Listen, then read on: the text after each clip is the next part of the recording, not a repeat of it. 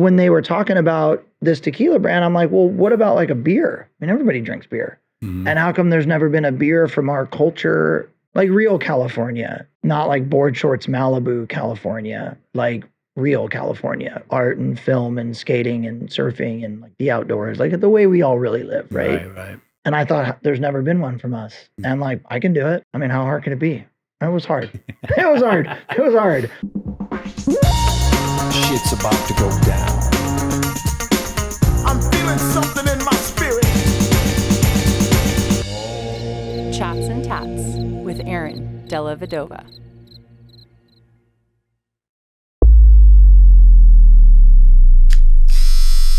Hello, friends, neighbors, lovers of creativity and art. I'm assuming most of you are. If you're watching my show, you must love art. A lot of artists on this show. I am a craftsman. I am a tattoo artist. I'm assuming a lot of you got here because of that. But I do have a lot of other interests in life. You know, if you listen to the show, a lot of philosophy, a lot of spiritual growth, a lot of hallucinogenics. I'm always experimenting, trying to do different things, trying to get as much out of this fabulous, surreal experience of Earth that I can taste, feel, and touch. And in that mix of everything, somehow, accidentally, I guess I became an entrepreneur. Never even intended on doing so. Just was following my heart. Find myself today, owner of 3 different companies. I got to be an owner now. I've got to think like one. Marketing and budgets and all these things. And I'm learning as I go. Luckily, I have a beautiful, amazing, and very intelligent wife at home that holds most of that together. So thank you, Holly, even though she doesn't listen to my shows. I'll make her listen to this one. So with all that being said, I'm very interested in all walks of life. And the gentleman I have on today is a lot of things, but big part of his story is his success as an entrepreneur. And that's great. And there's a lot of them out there. And it's cool to talk to people that crush it and make money. And that looks great on Instagram. But, you know, we had a quick phone call the other day and we were talking about what that really means. You know, this man has been married to his wife since he was 15. He's got 3 kids. And things might look pretty now, but the road to get there has some major prices to be paid. I know I've pushed my family to the brink, right to the edge in my entrepreneurial life. So, yeah, I think digging into that a little bit and getting down to the realities of what it really takes to make your dream come true. So we're going to get into that and much more. With that being said, please welcome my guest today, Josh Landan. Thanks for having me. Thanks for coming, man. Like I said out in the lobby, you're a busy guy. I'm honored you're even here. I think it should be said to the audience right now that you were you were making films. I was. From a young age. Still do. You still do. I do. A lot of pro surfers, skaters, these types of folks. Yep. But then at some point, you decided, I'm going to go start a beer company. And then that's when you came to San Diego. You developed and founded St. Archer Brewing, which got sold to Coors. You went on to Harlan Brewing, which that has been sold to other interests. Yep. And then that led into the premier flagship of Ashland Seltzers, which this is not a plug. I drink regularly. Thank you. Well, I mean, hey, everybody. Can't drink a ton of beers anymore. No. I hear you. It's a calorie. I hear you. Calories and also sugar. Yeah. I don't want that shit in my body. The gluten. The gluten. Yeah. They're great. And I'm going to say this. I mean this. You have the best tasting seltzer on the market. I've tried them all. I appreciate it. They don't taste fake. They don't have that Diet Coke kind of afterburn or whatever you want to call it. So congratulations on making a quality product. Thank you. I mean, I think that's a game that everybody would like to play in. It's obviously like everybody, I've met like so many people, I'm going to make a beer cut. Everybody wants to get in there, right? Yeah. And so it's an easy landscape to just be there for the wrong reasons maybe. But I do believe you must have put some heart and soul behind this product because it's fucking awesome. We have, for sure, yeah. And we'll get into that because I have some questions, not now, but I have some questions about what is seltzer and how you make seltzer. Good question. Because I don't even know sometimes when I'm drinking. I'm like, is this a beer, a malt liquor? What am I drinking? I don't know. I like them. Boom, give me another one. This episode is brought to you by Sullen Clothing. I just got to let you know, if you're into tattoo art and you're into rad clothing, check out sullenclothing.com. Ryan and Jeremy, good friends of mine, huge supporters of the tattoo industry, huge supporters of the tattoo culture and art culture. So great human beings, and they have some amazing clothes. Go check them out, sullenclothing.com. Now back to the show. But let's start from a little bit from the beginning. I'd like to hear a little, it's always such an interesting story when someone gets to a place in their life with this level of success that you've created for yourself, how you go from being a young filmmaker to a, alcohol beverage mastermind. I mean, I'll let you go from there, and we'll find some interesting things to segue off to. Yeah. So I grew up in Ventura, just south of Santa Barbara in Southern California, and, grew up surfing, like kind of skating, surfing, this, typical kind of Southern California lifestyle, and quickly realized I was not going to be a pro surfer. That was pretty obvious when I was in high school. And I fell in love with Taylor Steele's surf movies, who's from Solana Beach, and fell in love with everything about it. It's funny, like was inspired by the surfers in them, but more inspired by Taylor Steele, which probably wasn't as common, right? And I'm like, God, making surf movies seems like would be like the best thing in the world. And maybe not even like making my own film, just working for Taylor and traveling around the world and filming all these surfers. It just so happened growing up in Ventura, the Malloy brothers, Chris, Keith, and Dan, and Timmy Curran and Bobby Martinez, obviously Tom Curran in Santa Barbara, and a very young Dane Reynolds. I was fortunate just to grow up there and be around those guys. So I kind of saved up and got myself a camera, and right out of high school, I didn't go to college. I was a horrible student. And then I played water polo, which is really the only thing that like probably kept me from like flunking out of high school. And then my now wife, my girlfriend at the time, Janine, we've been together, like you said, since we were 15. And we both went to Ventura College, community college. She did all my homework. And like, I didn't even get an AA, but if I was going to get one, it would have been because of her.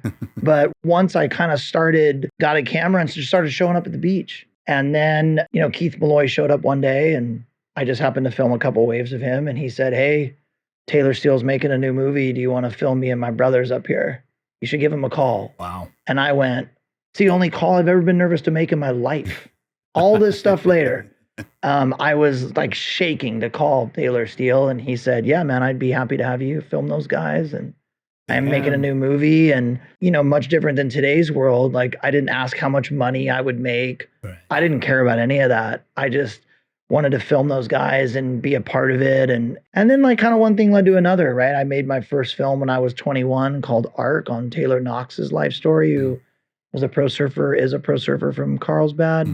And then made, 6 or 7 more films, documentaries that are all based around surfing and snowboarding or skateboarding. Won a lot of film festivals and was like a working filmmaker, started doing music videos. And my manager as a director was Pat Magnarella, who's Green Day's manager and the Goo Goo Dolls. And so I was doing it. Right. I was doing it. I mean, I was doing it from 18 to like 32, Long time too. Yeah. Got married in there, had 2 kids in there, and was living in Ventura. Like my wife went to San Diego State. So when I really started filming for Taylor full time, and then when I started making films on my own, we were actually living in San Diego. And then Janine was living in Mission Beach, and I was living right below USD. And then her mom got sick. We moved back to Ventura and then stayed there until I had the idea for St. Archer, which was as random as it gets. I mean, it wasn't. Yeah, I kind of wanted to explore that because, you just described a dream scenario for a lot of people. I mean, connected with the right people, doing the things you absolutely love. Even to this day, if you ask me what's harder, being an alcohol entrepreneur or like a working filmmaker, I mean, it's a toss-up. Like making a living being a filmmaker is not easy. I don't know, and of course now, a lot of investors I have are like agents in Hollywood and own studios and run studios and actors. And I'm like, where were all you guys when I was like mid-20s? And was like trying to get like feature gigs and commercial gigs. And it's funny how that works. But yeah, I was on a surf trip with Taylor Knox and for the Search event in Puerto Rico. Well, that weekend, Andy Irons passed away. Yeah. So it was literally that weekend, a tequila brand, wanted to have those guys involved. And when we were just talking about it, and I thought about a beer, and I had some friends down here in San Diego that were like, talking about craft beer, and because what year are we? What this roughly? is 2011, no, 2012. So the craft beer scene was alive. It was going, but it wasn't. No, it was going nuts right then. That was the yeah. Nutty It time. was like Ballast Point was like just about to go nuclear with the Sculpin. Right. Green Flash was selling a ton of beer. Stone was selling a ton of beer. Carl Strauss was selling a ton of beer back then. The legend of craft beer here, Carl Strauss. And so, like St. Archer really was on the tail end of the craft beer explosion. Really, we just happened to be the first one to sell it, which is funny. We were last to show up and first to sell. But I think when they were talking about this tequila brand, I'm like, well, what about a beer? I mean, everybody drinks beer. And how come there's never been a beer from our culture, real California, not board shorts, Malibu, California, real California, art and film and skating and surfing and the outdoors, the way we all really live, right? Right. And I thought there's never been one from us. And I can do it. I mean, how hard can it be? It was hard. It was hard. That ignorance is such a key component to success. It's I was, my kids were little. I have a very supportive wife. And I looked at the brands on the shelf and none of them spoke to me.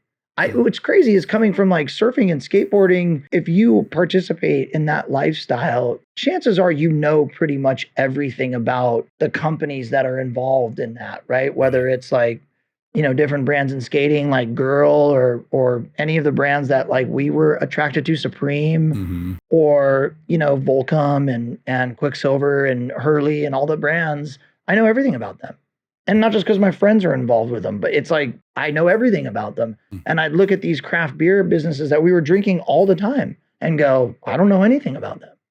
How is that even possible? They weren't, I guess the word's core. They weren't core there's no brands. If you think about it, how often are craft beer or, back then, how often was like craft beer speaking to you outside of the shelf? Yeah.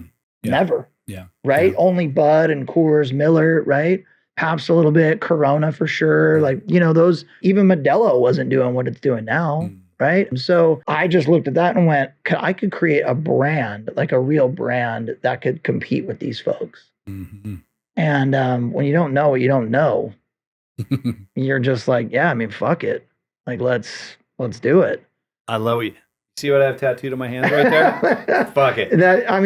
There's a lot to be said for like having that attitude in life. I always say like, fuck it's my favorite mantra. It really is a mantra for me. Yeah, it is. And I think about all the good decisions that ended up being wonderful things in my life. Because the thing about that is there is no guarantees with any decision. There's no guarantees the woman you marry is going to be with you for life. There's no guarantees having children and they're going to love you and you're going to love them back.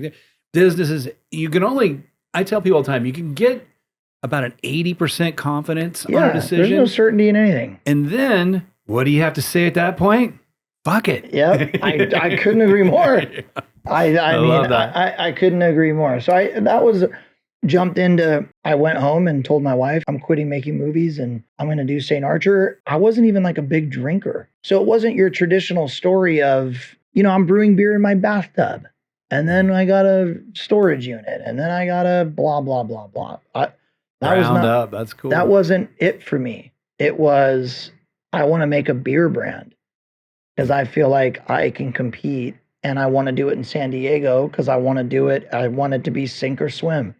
I don't want to be the biggest fish in small town Ventura. I want to be a big fish in the big pond. And so I'm going to go put my balls on the line in San Diego, which was I don't even think you could dispute it maybe a little bit with Portland, but this is the craft beer capital of the U.S., especially then. You can't really, I'm not sure you could really argue that. So it was like the most competitive situation you could put yourself in.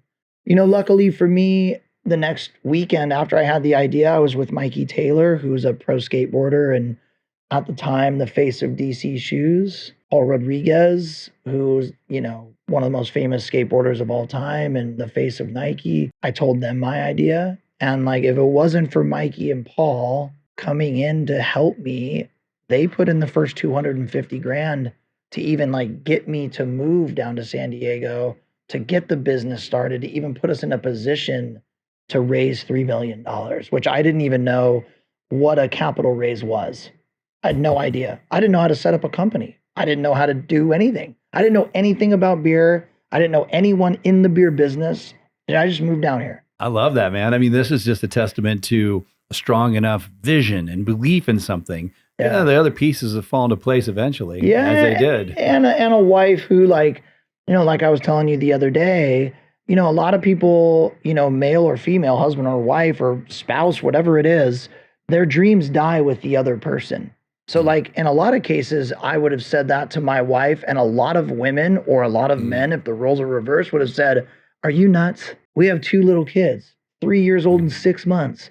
We're all of our best friends are in this city. Our family's in this city. Like, you want to move us to do something you don't know anything about? No. Yeah. And she was like, I'll find us a place to live. That was it. She's still to this day the only person in my life that's never said to me, what if this doesn't work out? Never said it, not one time. Wow. Kudos to Janine. Yeah.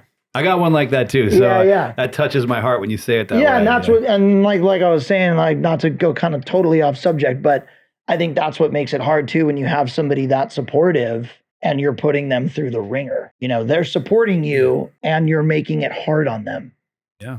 That's a gnarly place to put yourself. Yeah, you know, as I was going to say man, but it could be a woman or a man, but there's like the breadwinning role falls on to usually, sometimes it's both, but usually one person. And in my family, it was me. In your family, it sounds like it was you. And when you want to put that all at risk, you know, because that's, you go to bed with that stress. Like, they're counting on me to get them somewhere in life, to pay this mortgage, to make sure they can go to college one day. And I'm out here risking all of it. And there's a possibility to fail here. And what's that going to mean to my family? What's that going to mean to me and my own self-esteem? And what's that going to do to us? So it's an all or nothing moment in that regard. Yeah, it's funny too. Like, you know, if I was giving you the honest answer, I would say I've never done anything for any of them. That's straight up. I did this for me. Like, I did this because of my drive and what I wanted to do. And like,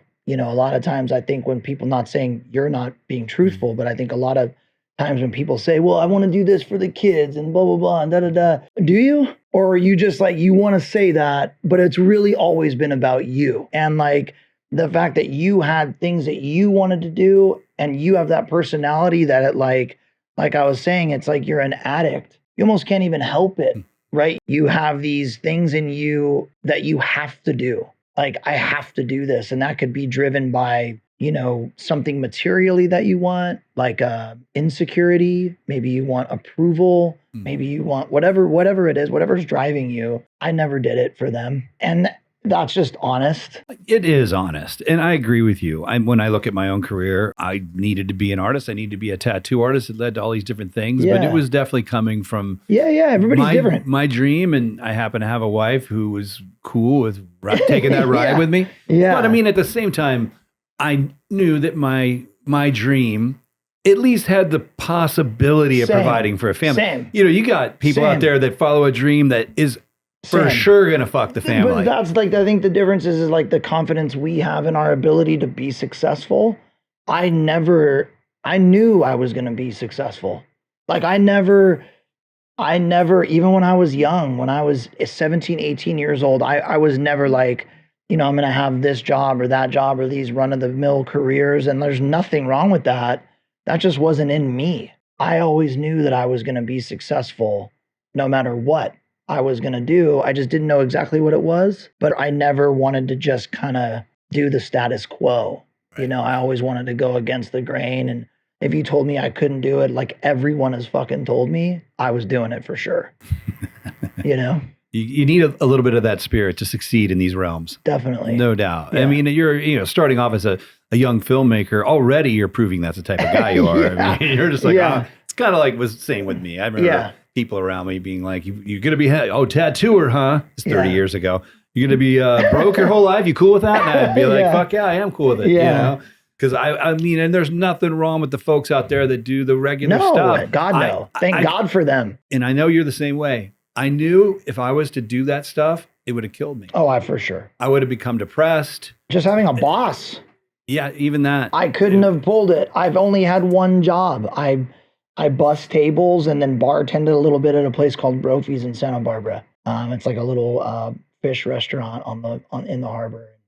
This was the only place I've ever had like a real job. Probably hated every minute of it. You know, actually, I enjoyed it because I knew like that was like my only. And like looking back, there's something nice about just leaving. You go home and you don't think about shit when you get home. I could attest to that. There's something nice about that. I haven't experienced it since, but yeah. Anyways, yeah, it was. No, it's a trade-off, right? To be an entrepreneur, there's all these benefits, right? Freedom being the biggest. Well, yeah, I want to say freedom, but man, we do have bosses, us guys. Definitely. And there are requirements every day that you can't miss, and so in a way, 100%. There's a boss, an unseen boss in there somewhere. It's on you. But we do have the freedom. Like if I absolutely need that week off, I'd fucking take it. I don't need to ask anybody. Yep. But you do carry with you the I don't like to use the word stress because I have a new belief that stress doesn't exist. Just and I hate even acknowledging to my own self that it's real because I think it's a made up thing that we attach ourselves. I was going to ask you about that because the path you took, a lot of people would say that's a highly stressful path. It is. And on that note, let's talk about stress. Yeah. Do you believe it? What is, I always say this, what is stress? I go, well, let me think how I'm feeling right now. Some would call this stress. What am I feeling? I'm feeling some anxiety. I'm feeling there's a lot to do. I'm not quite sure how to get it all done. Mm-hmm. And I just sort of break it down into these pieces and it's not stress anymore. It's just a little bit of an uncomfortable, uneasy feeling, a lot on my plate, not quite enough time to get it all done.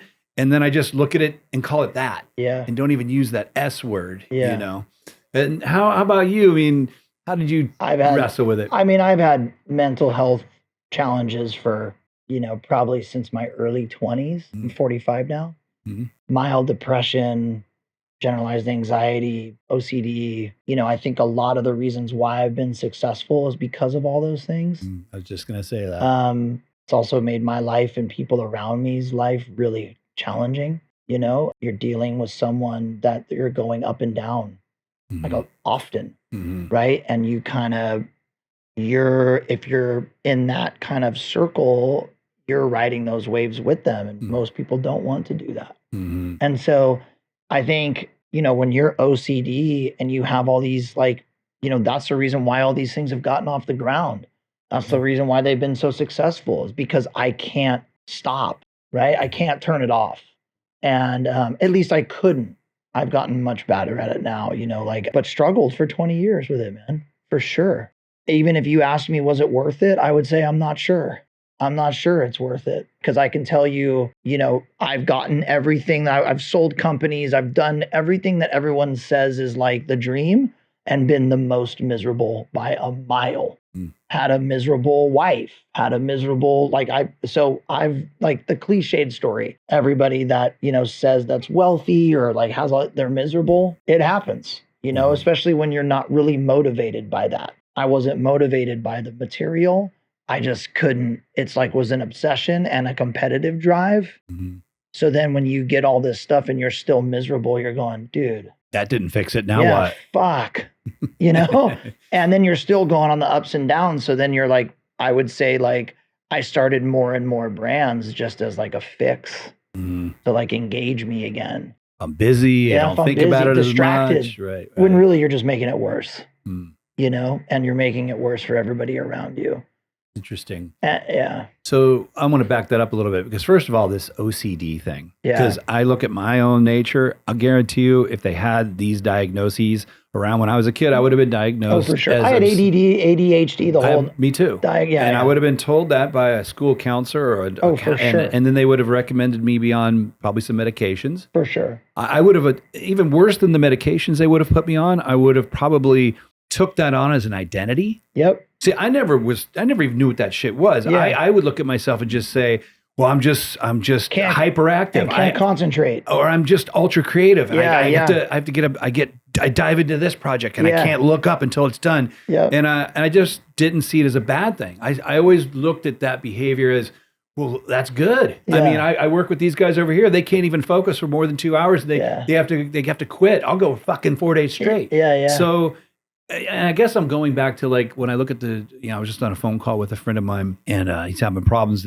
divorced, and his daughter doesn't speak to him anymore. Oh boy. And it's a long story, but she's been going to these counselors. They've diagnosed her with bipolar disorder and OCD. They've got her on different meds right now. Yeah. Her self-esteem is, she's a freshman in high school. Self-esteem is through the floor because she's attached. And I just think of it like, is this all this horrible. labeling and counseling Doesn't make helping? it better. No, I don't think so. I don't think it's helping. No. I mean, I know, listen, I got to be careful here. A lot of people listening, I know there's probably pretty extreme cases that For sure. it's warranted, but I just think it's over prescribed and it's, I don't know. I agree. I think with me, I think it's like, I think you can say it depends on the person. So, Right. so for me, when I actually accepted that I have all this stuff, like the self-awareness of how you act and how you treat other people and how you treat yourself and like the self-talk in your head,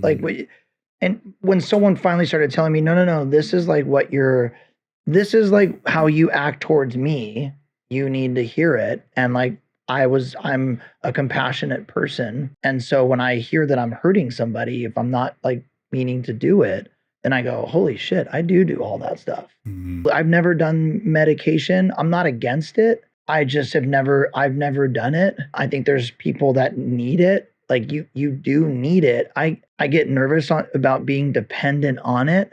And like, to be honest, I get nervous about like, if it slows everything down, does it take my drive away? Does it make me like not care? Well, I don't have a choice. I have to fucking care.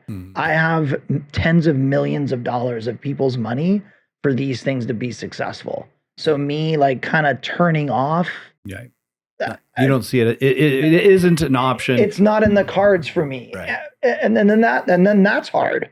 Right? Because like you want to do that for yourself and other people, just turn off sometimes.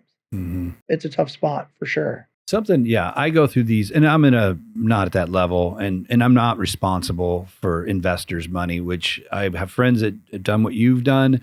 And I know I can almost put myself in that shoes, like, because I would take it, you see some people, they'll take the $2 million investment and you can tell in their mind, they're like, thanks for the money. I'll do the best I can. And then there's other folks like I think you and me, I would take that so personally, like, thank you for the money. And there's no way we're going to fail because I can't fail you. I would say, I take it very seriously. I'm like, they're believing in me, right? So, the refusal to lose is a gift and a curse, man, and it's a real thing. And that's like what we were talking about from an entrepreneur's perspective.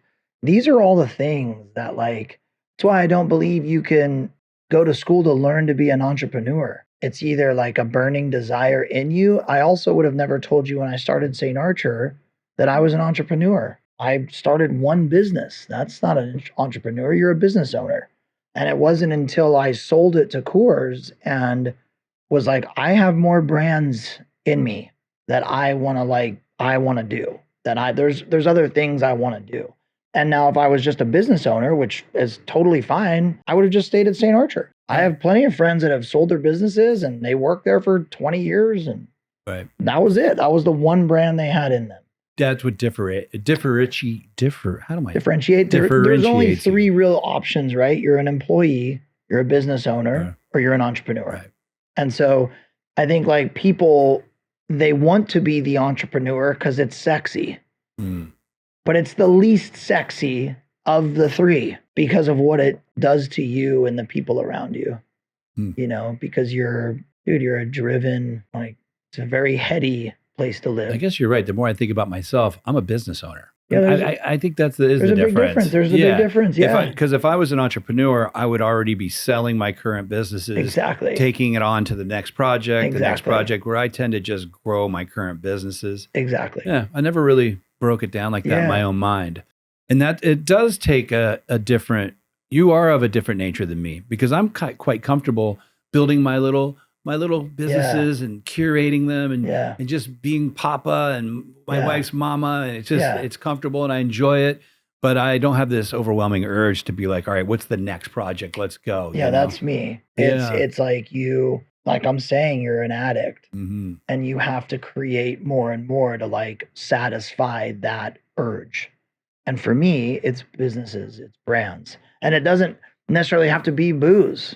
I have a ton of other stuff in my head that has nothing to do with alcohol. Mm-hmm. It's just like constantly building. Do you see a day where that part of you kind of calms down? Yeah, I'm getting there. Is now. it just age maybe? Just, Yeah, I think so. And like just priority on my family. Mm-hmm. You know, it's an interesting thing because if you asked me what's the most important thing to you, I would say my wife and kids, and it's not close. But at the same time, I'm not doing any of it for them, but they're the most important thing. Which kind of shows it's like this inner demon in you, right? You like can't not do it, but this is what you love the most. And I've always been a hands-on dad, and I've always I would say I'm best at being a dad. I could be a better husband, you know? And I think like I want to put more into that, and I feel like I know how to do all this, and I have great people around me. So, you know, it's starting to calm down a little bit. And I think when you run hot for 25, 30 years, you just get tired. I can't even imagine like what I've done to myself physically from like, you know, a legitimate 20 years of high level stress. I'm sure I've just torched but you never know. Some people like, you know, everybody always says, you know, it's too much. It's too much. You know, everyone, all my friends, it's too much. But it's not too much for me. You know what I mean? It's like, it might be too much for everyone else, but it doesn't feel like it's too much for me. And honestly, I'm in a better headspace when I'm busy than when I'm just like kind of looking around going, so now what? You would do good just chilling at the house. No, God, no. Retired. No, like golf. I hate golf. I don't like golf either. You know, like I'm not, and I surf now. Like I don't need to go hang at the beach all day. Right. You know, so like that's not me. Like I do enjoy it. I think it's like I've had to learn how to enjoy it. Well and put. it's still a work in progress, man. Yeah, and you know, you were talking about, you know, what it does to a family. I agree, but I mean, to me, it's how you define marriage. Like for me, it's like me and my wife are here to support each other in their sure. dreams, Yeah, right? yeah. I mean, luckily we have a lifestyle that we do get a lot of time together, but I mean, if my wife told me one day, like, I want to become a mountain climber and I need to spend 4 months in Nepal. Yeah. My answer would simply be, all right. Yeah, sounds good. Yeah, this marriage isn't about like me capturing you and having you at home cooking me dinner. This marriage is about you're going to find dreams and passions, and I'm going to back you. Yeah, go do you. And yeah, you should do the same for me. For sure. And when it comes to the kids, because I definitely, my wife a little more has said things to me like, you know, crying and saying the things we've missed because of our busy schedules with our businesses. We should have been here for this and been here for that. And I maybe I'm just defending myself, but I look at it like, look at what we're teaching these. They're watching two people live to their fullest. For sure. And I think that's of more value than me being at every parent teacher conference and all these other things. Now, I'll be at what I can. Yeah. But I just, they know you're working. I mean, dude, you're working hard. I think it's like, you know, you're working hard, you know, like my kids have seen that and with me. And I mean, Janine has a hard job with them, like just being with them, being a stay-at-home mom. It's hard. It's like the most thankless job, you know, and she, you know, they don't really appreciate her always being there for them and doing things for them. Like, wow, I never had that. My parents were never They will around. when they get older. Yeah, for sure. So I think like, I've always said too, like if there was a time where if it was like, hey, Josh, it's like us or like you doing more businesses. I think a lot of people like me choose like, this is who I am. I'm going to work and blah, blah, and you're not going to stop it. And that's why I see a lot of these guys or girls, I guess, getting divorces and they have multiple divorces. I would choose them over the businesses in 2 seconds. There is no scenario in which they would come after my, you know, desire to create more. Like never, because it's not, it pales in comparison how, you know, the importance level. Well, and you're lucky to have a wife who understands you. She understands how you're wired. She knows that you're better off out there doing these things than at home. Just like on vacation, like we're in Hawaii. We love Hawaii. We've been going there since we were kids, and Hawaii's meant so much to us. But like, she knows that like in the morning, just let me like be on the phone for like a couple hours before everyone gets up and like do some emails and like work. I'll have the best vacation, but like turning it off for like 10 days, No. it's just not in the cards. One of the benefits of being with someone since you were 15, right? She knows you better She than you does. know you. She does, without question. That's cool, man. That's Yeah. a perfect marriage right there. Yeah. You know, We're working on it. We're working on it. we're all working We're all on it, working man. on it. You work on it till the Yeah, day you die. The day you die, Yeah, man. that It's a lot is- of work. That's so true. Yeah. Man, when I interact with a lot of younger folks that are starting off in life, buying houses and just getting going, and they'll come in and I'll be tattooing. They'll tell me about how they argue or the things that aren't good. And I'm like, sounds pretty Jeez. normal, dude. Dude. I mean, that's just Come on. this blissful idea of finding your soulmate. And most of the time, everyone's getting along. And most of the time, everyone's pretty happy. Like I have a great marriage. I love my wife. She loves me, I think. And, and we, you know, it's You argue all the time. constantly, If you don't argue, there's something wrong. That means no one gives a shit. or you're bottling it up. Yeah, I mean, like that's even worse. And then you Yeah. find out something else happened. Yeah. You know, like, so yeah, we've always had, you know, you're going to argue. That's the way it goes. Very true. Very good. We get a little marriage advice out of you today. I agree. Let me ask you, you know, all this, I don't know what I call it, the manifest your dream, visualize your dream, you know, and I'm not talking shit because I've read a lot of those books and I do think there's value in visualization. You know, I go to bed at night and I have a little prayer that I do where I'll just close my eyes and I just picture what I want my life to look like in 5 years to 10 years. And not just business and money. It's, you know, what are me and my wife doing? How are my kids doing? How's my health? Where am I living? What's all of it look like? So, and I've done that my whole life. I was a young man. My dad sent me to some seminar in like 7th grade. It was for adults. And they were teaching this. It's like 35 years ago. And some of it stuck with me. And I think, and I look around at the life I have today, and it's very similar to these visualizations. So I don't want to discount it, but I do believe there's I see sometimes in the younger generation that they think that's it, right? That's how you get stuff. You just, you dream and you think and it happens. And talking to somebody who's been through the real shit, speak to that a little bit. What does it take to really conquer difficult obstacles? Having an unwillingness to give up. I figured you'd say that. I think when you have a vision for whatever the business is that you want to do, that's just there. So like I have it and then it's there. But the unwillingness to give up is real. And like I've put myself through hell just because I refuse to lose. And like I don't even really celebrate the wins.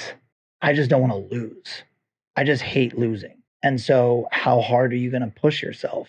And I think a lot of people like, what does that even mean? Like you're just constantly, you know, if my wife were sitting here or anyone who's worked with me closely would say he's constantly thinking of what to do, constantly. And it might be like a crisis moment. It might just be like a regular day. It never stops. And if there's problems, I'm always thinking of how to fix them. And I'll never say, maybe we should just, it's not going to work out. I just have, and like to a fault, there's been a lot of times with these businesses, people would have thrown the towel in, man, for sure. And I just like, and that's just like, that's what I mean about not being able to learn it. It's like being a filmmaker. It's like being a storyteller. Like, are you a storyteller? Because you can learn how to use the camera and light it and edit it. Like, that's like trade stuff. You want to be a film director? You want to be a writer? You don't learn that, man. It's just your nature. It's just who you are. Yeah. Do you want to visually tell a story through film, from motion picture or photography? Or do you want to write it and like have people imagine it? Because I don't feel like you can really teach, like the great ones, they might go to college, but Steven Spielberg isn't like the greatest filmmaker because he went to USC. I don't even think he went to film school. I'm not sure. So like a lot of these guys, like you can think of a million of them, right? There's a million amazing filmmakers, like it was just in them. I think people go to college because they think they're supposed to and everyone's telling them they should. I would say over 90% of the people that go don't know what they want to do. That's true. So I think but having this unwillingness to lose. There's been a lot of studies on this and they indicate exactly what you said. It's the stick to it factor. Yeah. It's not about your connections, your charm, your maybe you got some family money that, they did all these factors. It stuff helps. Yeah. But the ones who really get somewhere that's remarkable Yeah. They just, never give up. One way to put it. These studies indicate more like, look, you don't have to crush every day, but you got to get up every day and keep at it, keeping at it, consistency. You know what people ask me most is like, how have you raised all this money? How have you raised, $60 million over the last 10 years for all these alcohol businesses? And I've never done it through one private equity fund, not one family office, just people like me and you. 25 grand here, 100 grand here, 200 grand there, blah, blah, just like this right here, man. And so that takes a lot of work instead of just having someone try and write you like a big check. But for me, when I'm telling the story of my brands and like what I'm going to do with them, people just believe that I'm going to do it. Yeah. When I was raising money for St. Archer, think about the position I put myself in. If I was sitting in front of you talking about this beer company and I like have all the conviction in the world, I'm going to do this, and then I'm going to fucking do this, and then I'm going to blah, blah, blah, and da, da, da, da. And then when I say, I moved my family down here, I have to succeed. Like there's no like, I'm winning. So like there is no like this not working out. It's not in the cards for me. Mm-hmm. You go, dude, I believe this. I believe this, dude. Yeah. And that's not like, you don't learn how to talk to somebody with like passion and conviction at school. It's either it's you or it's not. Yeah. And it's not a salesman shit. I'm not a salesman. I just believe in what I'm doing. I hate sales. I hate going to functions. I never network and do all that shit. Mm-hmm. Like, I don't do anything like that. Mm-hmm. And like, it's just, but when I get people talk and I'm talking about what I'm passionate about, they go, I believe him. Yeah, it's infectious. I mean, can feel a little bit just sitting here with you. And so like I wouldn't say like, I didn't learn that from my parents. That's for sure. Both my parents, my mom went to Penn, made herself an attorney, single mother, like just grinding, but like went all the like right way, went to college. Obviously Penn is an amazing college, and then this, and then this, and here I am on the totally opposite side of the spectrum of that, and supported me all the way through, which was huge. But it's like, I didn't learn it anywhere. It's your authentic self. It's true. When you're talking to somebody and they're being authentic and they're speaking truth, that's different than sales, right? Sales is convincing somebody of something that you kind of maybe believe in a little bit, but that's why they call it selling. You know? But this is a different story. This is you just being yourself. Yeah. And it's palpable. And I mean, if I was sitting in a room with a guy that had that vibe, had a good idea, I'd probably write that check too. Yeah, and it's like, do you just believe, like, is this dude going to do whatever it takes?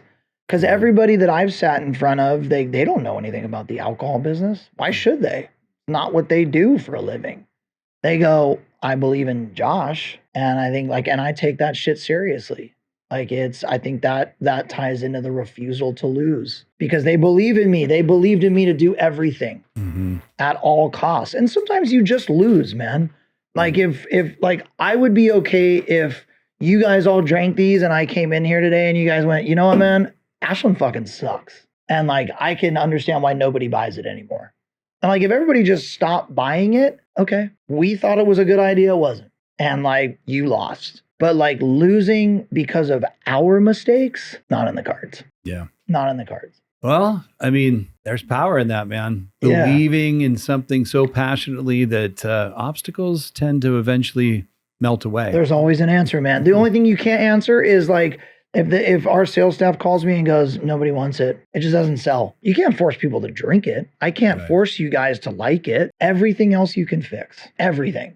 But you can't. That's why I always say, like, if your brand sells, it's priceless, because you can't buy people caring about your business. Can't buy it. You just got to make the best product you can possibly how many make and businesses see have had how like tens of millions, hundreds of millions of dollars, and nobody gives a shit, and it just goes away all the time, all the time. So it's like, really, if you can create a business that people care about and you have like kind of a knack for that, I mean, that's priceless, I guess. And a good product. Yeah, you have to give a shit. Yeah. You know, like you have to give a shit. I'm sure there's plenty of seltzer companies right now just throwing together some sauce and getting it on the shelf. And no, like I said before, those things are tasty, man. Yeah, really good. And on that note, silly question, but I do drink seltzers. I've come to drink seltzers, trying to not put on the pounds, trying to be Keep it healthy. lean, keep it in lean. mind drinking healthy. Yeah. What is, I don't even know What is it? Yeah, what is Yeah, what seltzer? is it? Yeah. How do you So make it? ours is a little bit different. It's just, and I mean, when we had the idea for Ashland, it was like, Truly and White Claw was malt based. Okay, that's right? the difference. So it was malt based, but this is sugar based.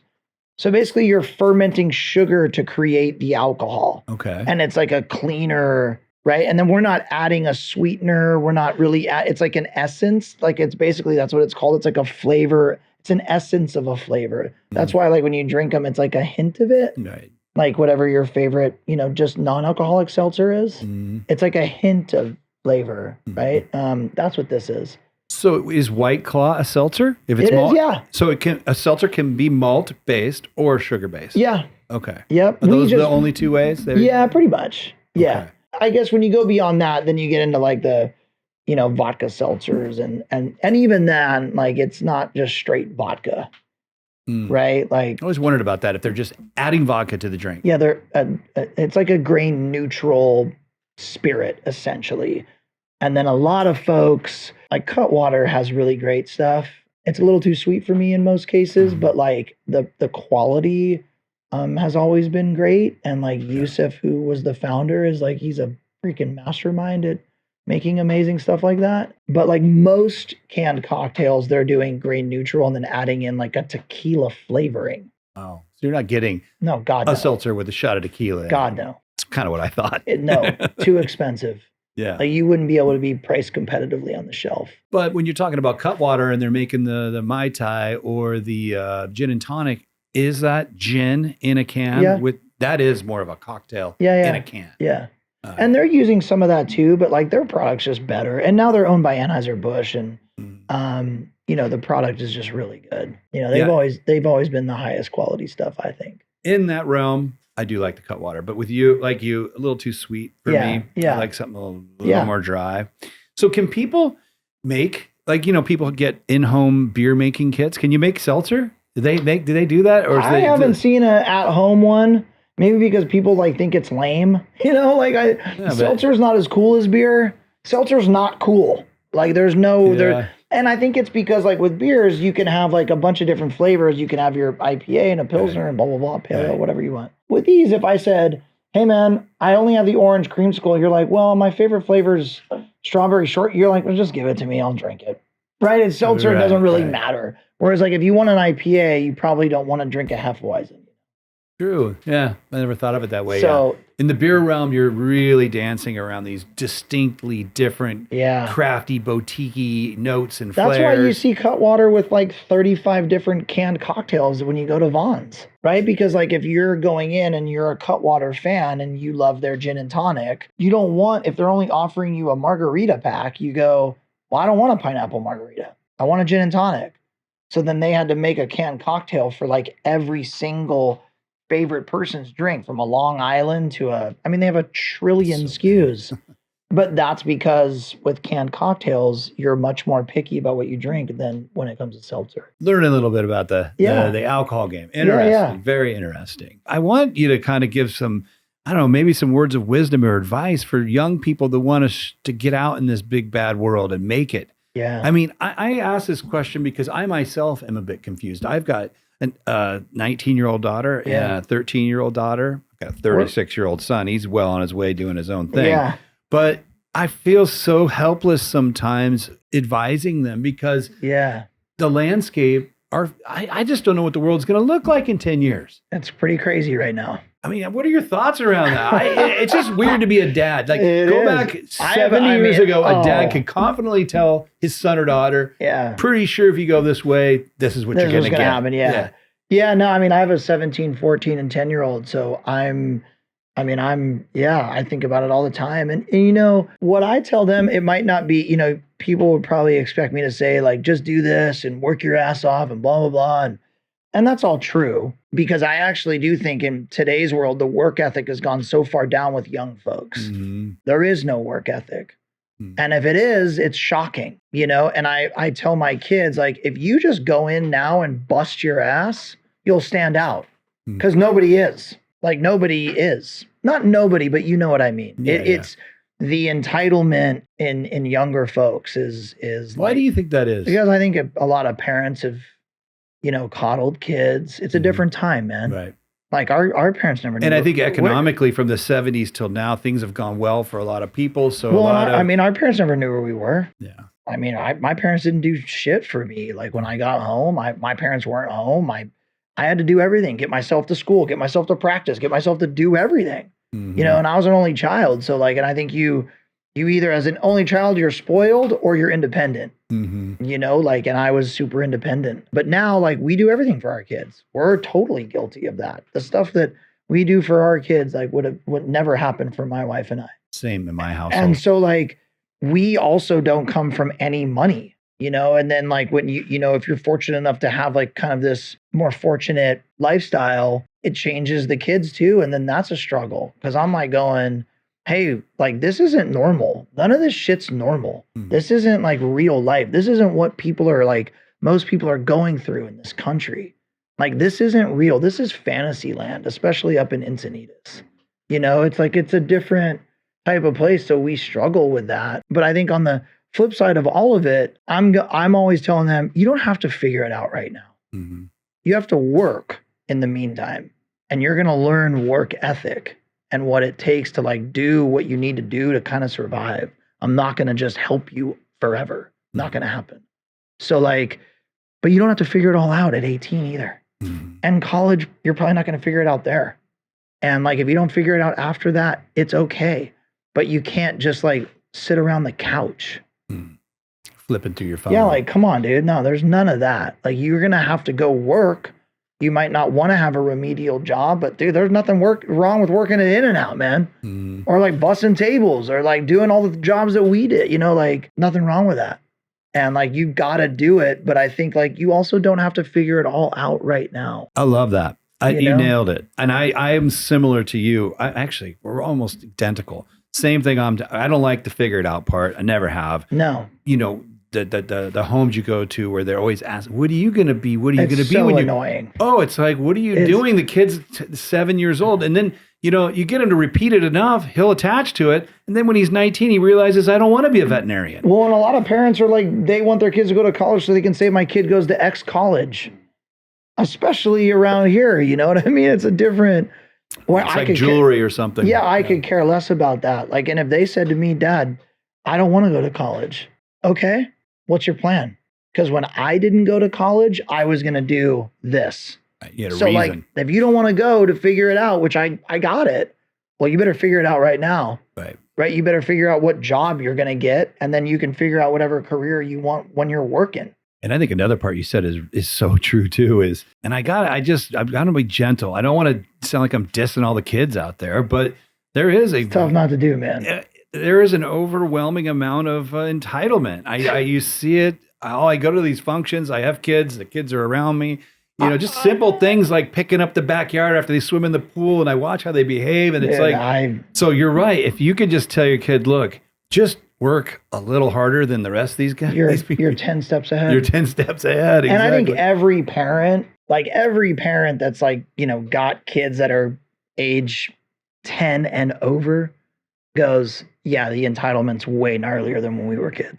I don't know any parent that would disagree with. I mean, you'd have to be like an idiot. Right. I mean, everyone sees it. And we hire a lot of young folks in our business, and it's like, it's insane, man. It's insane. The turnover because they just can't. It's just like, and you wonder, like, it's so expensive for people to live now. How are you not working? Yeah. How are you, like, how is that happening? Like, where do you get, how are you feeding yourself? How are you alive? I think that too. Where are they? Where is it? I have no idea. Are they all living at home? I don't know. I don't know. I trip out on it all the time. I'd like to see a study on that. I mean, right I mean, everyone goes to the store. Eggs are $10. Maybe not at Trader Joe's, but you want like whatever healthy eggs. It's $10 for eggs. You know what I mean? Like, how you gotta have a job. I don't get it. I just don't get it. It might just be especially a lot of California. A lot of people are just financially supporting their kids as they kind of dolly around through life. I think that would be your answer if you look down that rabbit hole in our area. Yeah, and that's why I'm saying, like, you don't have to figure it all out right now, but you're going to work to support yourself while you figure it out. Yeah. That's like and if you want to go to college, I got it. What do you want to go for? Mm-hmm. And then also, college is so expensive, they have to do something about it. Like these kids being, $200,000 in debt, $300,000 in debt. It's like you could like buy real estate for that. And like you could go to community college for 2 years, take the same exact classes and save your folks or yourself $150,000, $100,000, whatever.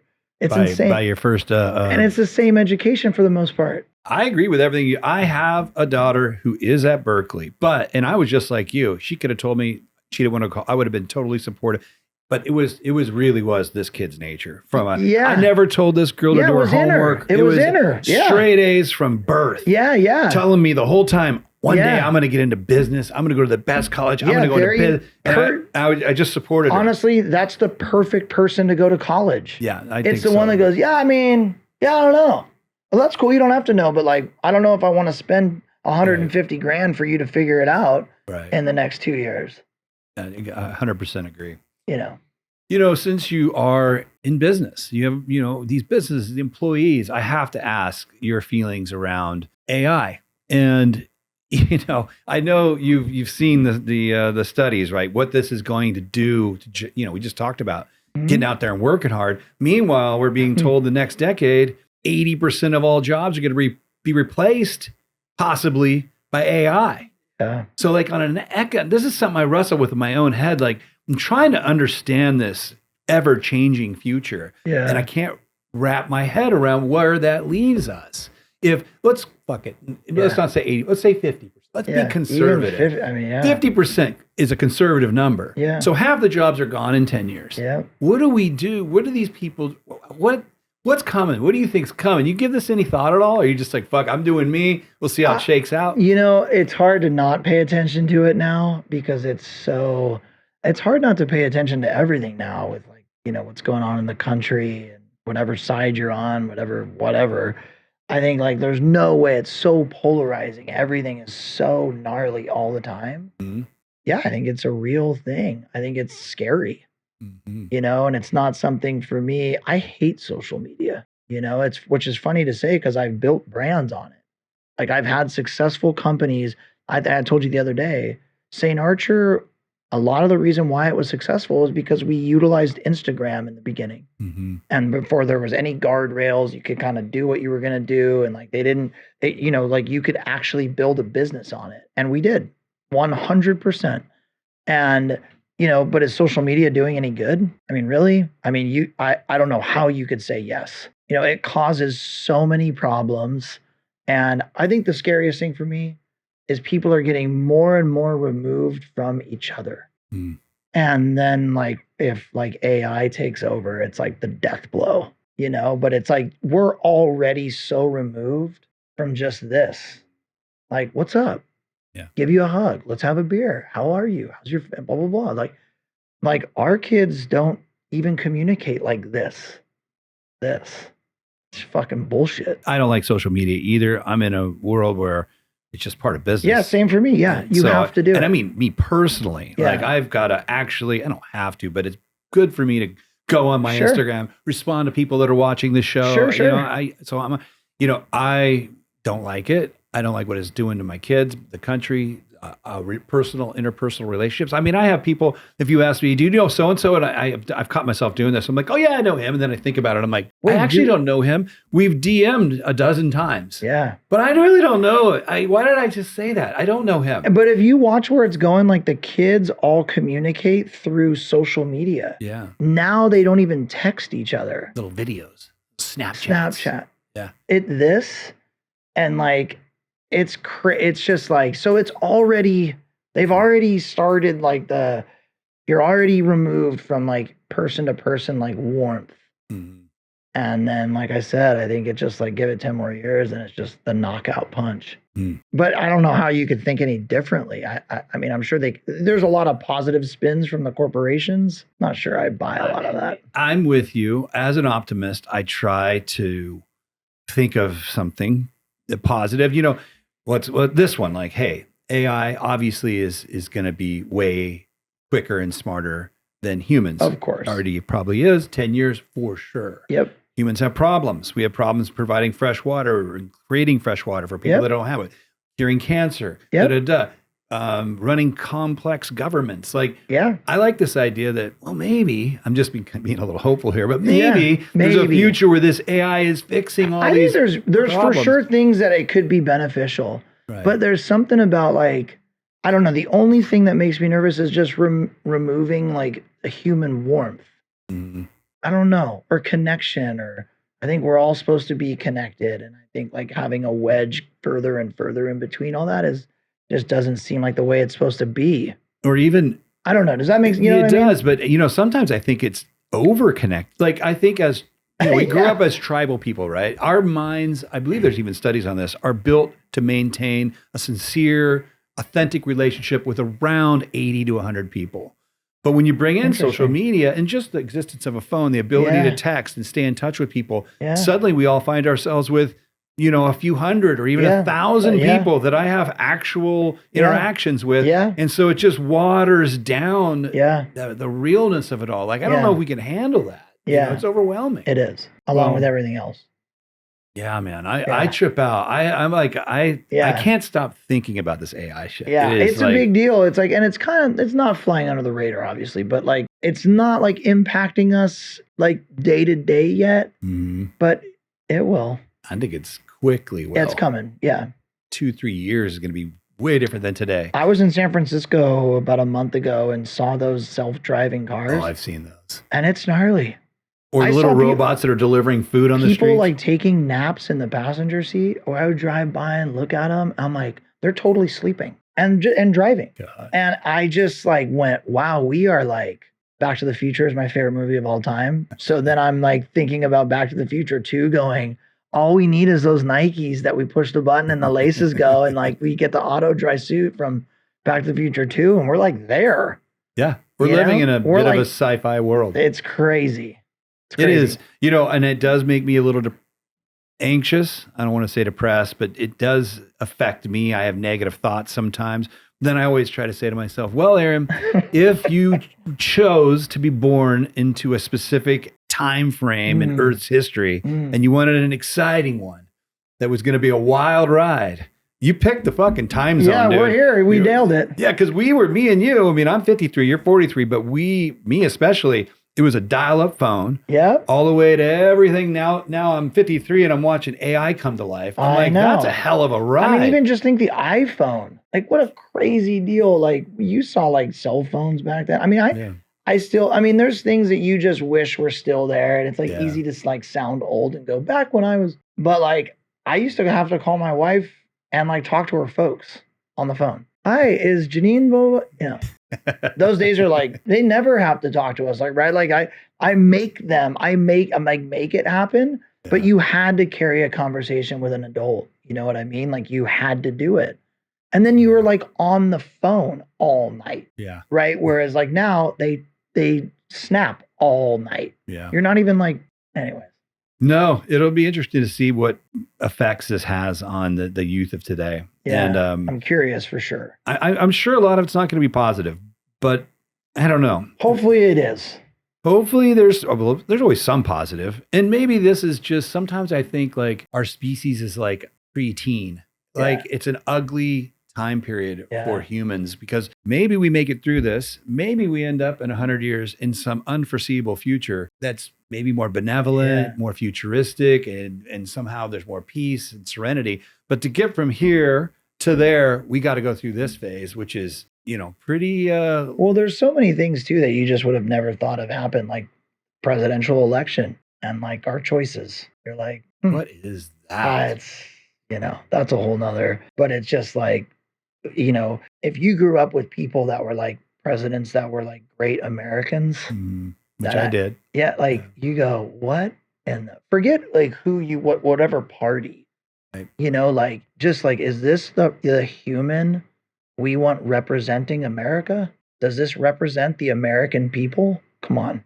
Yeah. Like, let's just like take it down to that, forget all the other stuff. And like it's just pretty crazy. It's just, I never thought any of this stuff would happen, and how divided everybody is, and like just the hate on both sides. Like you can't even believe the news on both sides because there's agendas and you're like, dude, I don't even know. It's like, it's hard to like even decipher it all, man. It's a crazy deal. And think how much more confusing it'll be in a couple more years. I know. With deep fakes, and AI can make videos that look just like you, just saying like anything they want you to say. And yeah, I know. I want to stay optimistic, but it's difficult. It's difficult to contemplate these things without getting a little like tense. Yeah, you're like, holy shit. Yeah. Yeah, no, I'm with you, man. Yeah, and on that note, like, yeah, please, everyone listening, I know you have strong views about what this country needs, which party should lead it.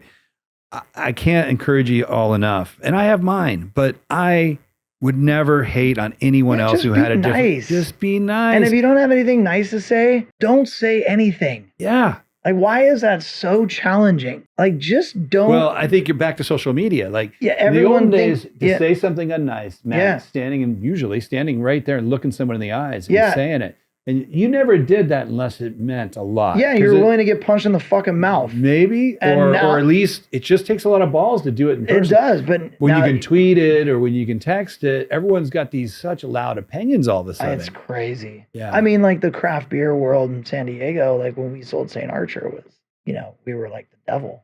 Really? Oh man, it was ridiculous. And what's the narrative behind that? Just you sold out and this isn't craft beer and fuck you and fuck this whole thing and we knew you were blah blah blah. Da, da, da. I'm never drinking it again. I hate you. I hope your kids die. I hope you. Oh, dude, the craziest. Over the sale of a beer company. And like any other industry, like companies sell all the time and it's celebrated. Interesting. But for some reason in beer, it was you're vilified. I never thought that. When so you thought you think it's bad that like we created a successful company and I changed my friends' lives and like people that invested in me and believed in me and like what I sacrificed for my family. And like, you think my family should die because of that? Huh. Damn. Yeah. Like, I'm glad Instagram exists for you.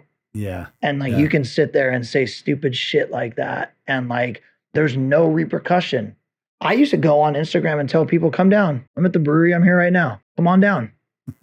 Yeah. As you can imagine, not one person did. Yeah. That's something I have to keep in mind. Since I started the show, I've been, having intimate conversations, and ultimately I have, opinions come out. And for the first time in my career, I've got people, this is full of shit. You're pushing this agenda. All this like, I've had my whole career is people who love my tattoos. Yeah. Everyone was nice. Yeah. And suddenly I'm entering this world where it's crazy. It's a polarized world. And I, to some people, represent a certain ideal, and they're against that ideal. And I am, working on how to deal. And, I've learned a lot. Joe Rogan's a friend of mine, and he's always told me, Aaron, post and ghost, buddy.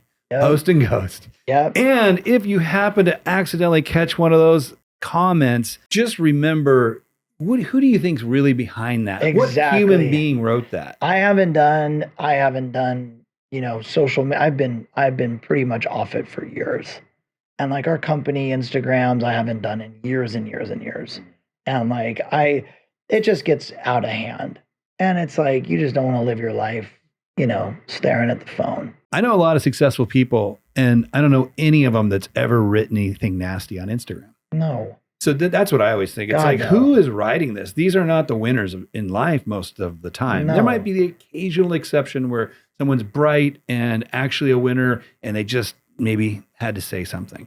But I'd say by and large, 99% of those nasty comments are just losers that aren't doing anything in their own lives. So they, criticizing everything around them. I saw this in a comedy bit once, but it's like Yelp. I've never gone on, and my wife, we love going out to dinner. Yep. I've never gone on Yelp and blasted a fucking restaurant. Yep. If it sucks, I look at my wife and go, this place sucks, get the fuck out of here. Yep. Or we're not coming back. Or the service is lame and like this place sucks. But it's to each other. Yeah. I would never even think to go on a website and blast this. Because even if you don't like it, dude, that's somebody's life. Yeah. That's like their livelihood. And just because you don't like the food, you're like trying to tear down. Yeah. Come on, man. Just don't go back. Just don't tell your best friends to go there. But like, let them like kind of do, like, you don't have to trash them and like, come on, man. It's like, and there's people that love it. Obviously it exists, but like people just can't, like, just, if you don't have anything nice to say, just don't say it. So true. And I'm with you. I've never made a negative comment in Yelp in my life. I never made any comments. My wife comments all the time positively Yeah. because she's a business owner and she likes to, and she knows it helps the business. Yeah. Yeah. I think sometimes people forget in the small business community, like a lot of the time you're dealing with some people that have everything on the line, their kids' financial future. Most. And, it's all happening for them. And, Most. and you want to make a shitty comment on Yelp and it slowly degrades their business. That's what you're doing. And maybe they just had a bad day. Yeah. No business gets it right every day. So don't eat there, but don't try to tear them down. Yeah. Like, what is wrong with you? Yeah. Just don't like it. Yeah. That's fine. I think the best part of what you said in today's environment is we should all just be a little more nice Yeah. and respectful. Like if you're spending time like blasting people that are faceless to you, dude, you need to look in the mirror, man. Yeah. Like it's crazy. It's so toxic. Mm-hmm. And that's what it's turned into. It's like a very toxic environment for the most part. There's still people like your wife, God bless her for being positive, but it's a toxic deal. Yeah. Yeah. No. Yeah. And I have to like mitigate that with my businesses. Like, please make a nice positive review on Yelp. We'd really appreciate it. Well, that's cool, man. It's been a joy talking to For you, sure. hearing about some insights into your own life and how you got to where you're at. That addictive OCD, which is probably a gift from God that drove you to create these brands, which has brought so many people prosperity and joy. Me on a micro level, just sitting in my backyard, having one of your seltzers. So all this love and goodness that came out of it for everybody because of your, I guess I we appreciate call that. it Yeah. OCD, but Yeah. I just call it a winner's Yeah. attitude. I'll take that, man. I'll take it. Awesome. Well, thank you for coming out. Is there anything, there's probably always going to be something next for a guy like you, but anything next that you need to be talking about right now? No. No. Ashland for now. Enjoy it for the Ashland. rest of the summer. Maybe while you- it's still hot. Oh, man. Yeah. It's At true. the beach, crack a couple. Oh, I will. I Yeah. will. Well, thank you again for coming in, Yeah, Josh. thank you for having me. I know people are going to love the episode. For all you guys listening, the likes, the follows, the subscriptions, I really appreciate it, especially the messaging.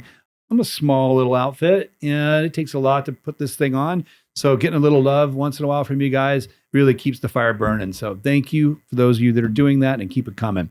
And we'll see you on the next one. Peace out.